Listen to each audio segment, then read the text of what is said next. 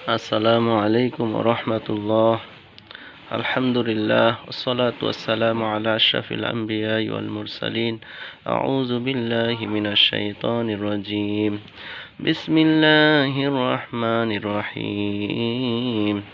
ইয়া আইয়ুহাল্লাযীনা আমানু কুলু মিন তাইয়্যিবাতি মা রাযাকনাকুম ওয়াশকুরু লিল্লাহি ইন কুনতুম ইয়্যাহু তা'বুদুন। আলহামদুলিল্লাহ রব্বি জিদনি ইলমা। সমস্ত প্রশংসা মহান রব্বুল আলামিনের জন্য। আলহামদুলিল্লাহ। লক্ষ কোটি দুরূদ ও সালাম বর্ষিত হোক আমাদের নবী হযরত মুহাম্মদ আহমদ মুস্তাফা সাল্লাল্লাহু আলাইহি সাল্লামের উপর। আল্লাহুম্মা সাল্লি আলাইহি আল্লাহুম্মা বারিক আলাইহি।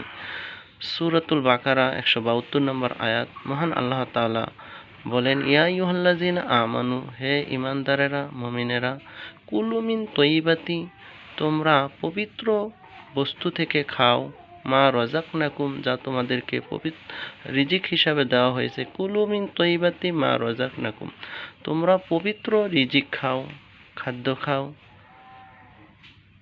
মিনাত তয়্যিবাতি, কুলু খাও, মিনাত তয়্যিবাতি পবিত্র, মা রাযাকনাকুম, যা তোমাদেরকে দেওয়া হয়েছে।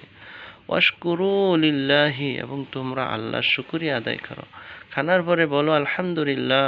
নামাজ পড়ে আল্লাহর শেখলাকে সেজদা করে আল্লাহর কৃতজ্ঞতা প্রকাশ করো। ইন কুনতুম ইয়্যাহু তা'বুদুন, যদি তোমরা তার ইবাদত করে থাকো, তোমরা যদি আল্লাহর ইবাদত করে থাকো, তাহলে হে ঈমানদারেরা পবিত্র রিজিক খাও, খানা খাও, যা তোমাদেরকে আল্লাহ দিয়েছেন।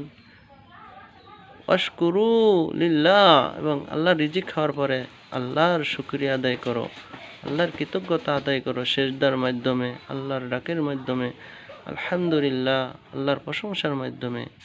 ইন কুনতুম ইয়্যাহু তা'বুদুন, যদি তোমরা তার ইবাদত করে থাকো। আল্লাহর ইবাদত যারা করে তারা আল্লাহর শুকরিয়া আদায় করে, পবিত্র খাদ্য খায়। এজন্য এই আয়াত থেকে আমরা শিক্ষা পাই যে মুমিনদের পবিত্র রিজিক, হালাল খাদ্য খেতে হবে। হালাল খাদ্য খেলে ইবাদত কবুল হয়, হারাম খাদ্য খেলে ইবাদত কবুল হয় না।